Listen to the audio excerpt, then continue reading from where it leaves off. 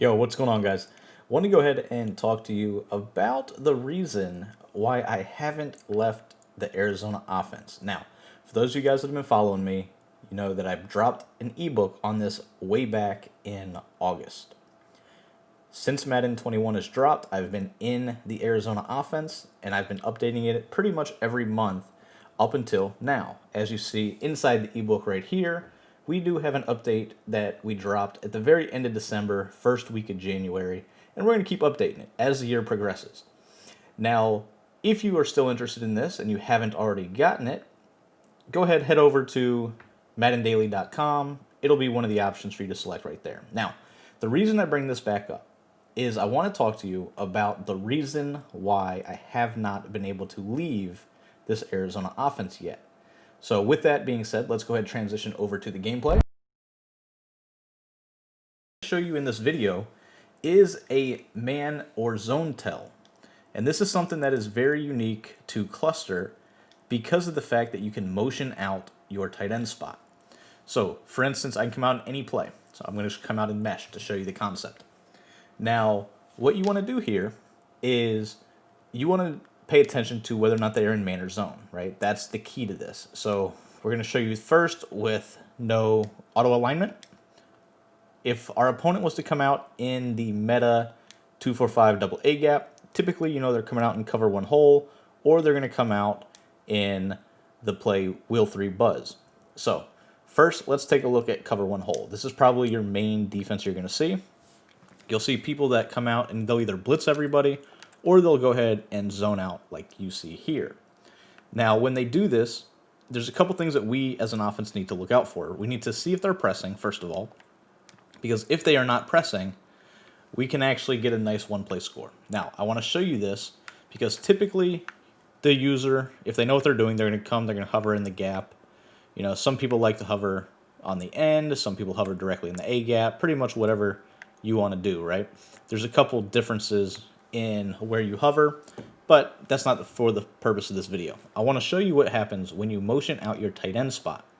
So in this case, we're just going to motion out the X receiver. That's our tight end. When we motion him out, look at how this reacts. You see how the safety that was manned up on him now goes over to the left side of the screen? As you can see, that player is still the guy manned up to him. So if they do not press, that is what happens. You can simply put them on a streak, throw a bullet pass to the outside. It's going to be an easy touchdown. Now, you may say, well, what if they do press, right? Because if they press, it's going to be a little bit different. If they come out and they press their team, right, they can set it up like this, right? So same exact concept right here. Typically, you'll see it look like this. This will be what they do. Now, if we were to go ahead and motion our guy out, you'll see that instead of going back across the field, he actually drops back and plays it very deep.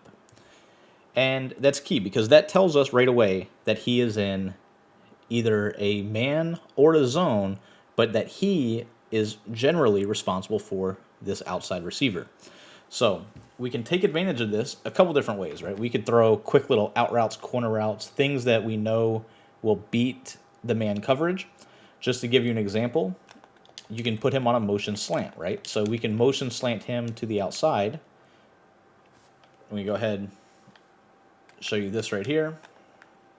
All right, so say this is their user. On offense, we would just put him on a slant, do something that looks like this, right? So a motion slant right here, you'll see that he's always going to beat that guy because of how far off he plays. Now, generally, you're paying attention to the motion as it happens, right? You don't want to, wait and let him set and do all that type of stuff. But as you get used to the offense, you'll pick up on tells like that. So we're going to go ahead. We'll do the same exact thing, right? So now we're going to bring their user back into the box, right? So then they're going to do something that looks like this. Now, their user will generally have to be responsible for something. It's hard for me to mimic this in the actual video, right? But just to show you what I'm talking about here, you can go ahead, and with him playing such off coverage, if you have hot routes, you can put him on a deep cross, and you see how far back he actually goes. Hike while he's in motion, and now he's going to beat him every single rip because he's not going to be close enough to get a good man defense, right? He's not going to be able to press him. He's not going to be able to do anything like that that would help the man coverage. So you can put him on the cross, you can put him on a slant and, motion slant him. Or what I do mostly when I see this is I go ahead and I glitch it out even more. And let me go ahead and show you what this does. Right? So we're going to come out, do the same concepts right here, where we're zoning out the flats, bring this guy down. The general defense right here, right? Now, what I like to do, in cluster in particular, is I like to come out with plays that have the slot, or excuse me, the tight end on a flat route. And there's a bunch of different plays that you can use for this, right? Z-spot's one of them, Z-spot shake's one of them, 518 hook's one of them. Those are the plays that I use anyway, right? So just for the sake of understanding, the way that I set my audibles for this formation is actually this right here, where I go mesh post, Z-spot shake, 518 hook, and Z-spot, and then I typically will come out in mesh or one of the runs, whether it's the counter or the outside zone. So generally, an example would be like Z-spot shake, where I'm really looking to take advantage of my short corner routes that pop man coverage. So, but let's go ahead, go back to the double A gap, right? So say they're pressing, they're doing everything they can to give you that look, right? So they're going to give you the look of the blitz, but they're also just going to be in zone coverage. Now, generally, this flat route would get played. But if we motion him out and we see that he goes back out there, watch what happens when we motion him back, though. You see, instead of stopping where he's supposed to go, he goes back to the left of the field. Now, this is key because this is going to allow us to throw a nice little rat catch for what could be a touchdown to the flats. So let me go back to the instant replay. I want to show you guys how this looks again, because this is key in basically glitching out their man coverage. You see, this guy that we motioned over is once again going to be guarded by this safety. As you can tell, quick little pass to the flats. He's got no shot at getting out there, which means his purple would have to play it. His purple's not going to play it on a play like Z-spot shake because the slot receiver's on a corner route. So the purple's always going to drop back, leaving this quick little bullet pass for a rack to the flat, and as you can see, it has potential to be a touchdown. So, real quick, just to rewind, against man coverage, right? If they are not pressing, you can simply go ahead, motion this guy out, and you would put him on a streak, right? Very quick, very simple, throw an outside bullet pass. If they're not pressed. If they are pressed, you generally want to have this guy on a flat. Now, when you have him on a flat, you would motion him out. You could set whatever adjustment that you want, but when you motion him back in on the flat, you'll see that the guy that's guarding him is, once again, back on that left side of the field. That's key, because now when we throw our little flat pass, we can pick up huge yards to the flat. So that's going to basically destroy any sort of man coverage. They're going to have to go play that side of the field. But what if they're in zone? What if we know that they are in zone coverage, right? So let's go ahead, take a look. We're going to go to the Will 3 Buzz. Now with Will 3 Buzz, as I mentioned, this is a man in zone tell. So when we come out and we want to motion somebody, you saw how everybody reacted when they were in man. If they are in zone, we'll go ahead, we'll set it up the same way, right? So press, it'll look like this, right? Their user could be in any spot, doesn't really matter. But if they're going to be in zone, when we motion this guy out, you'll notice that nobody follows him. So right away we know that, hey, we can set up our little zone beater, which would look something like this, and you can make your reads.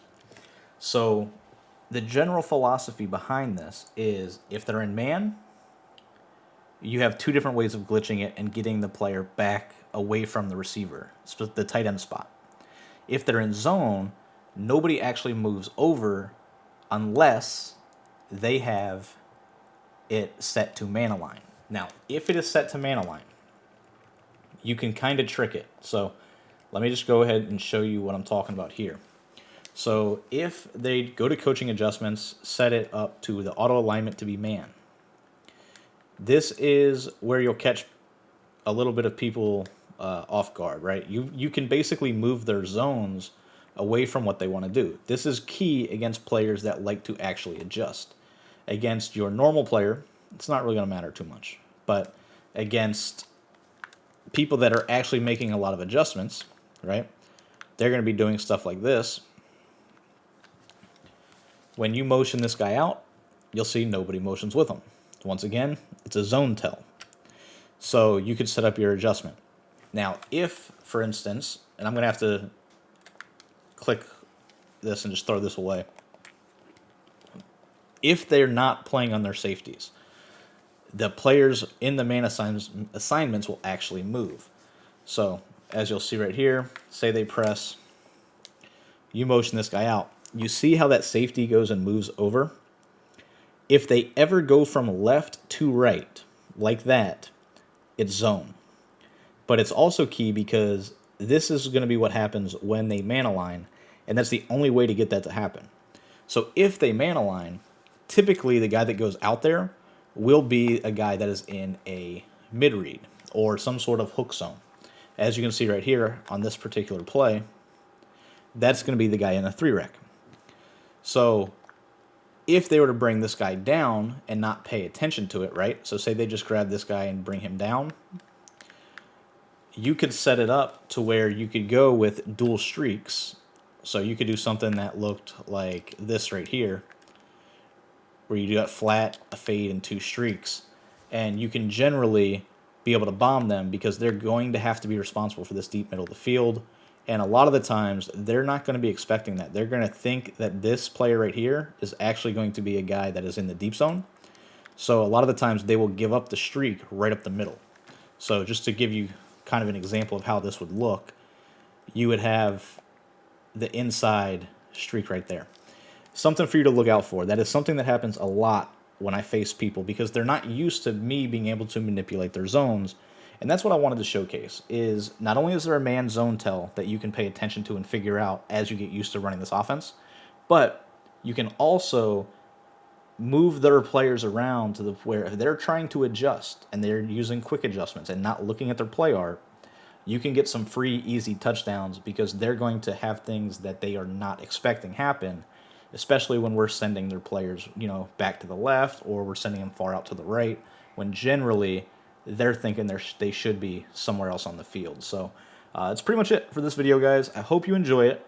If you like this video, you want to see more tips like this, more advanced stuff, do me a favor, comment below. Let me know you guys like it. If you don't like it, comment below. Let me know. If you guys want to see specific things, let me know.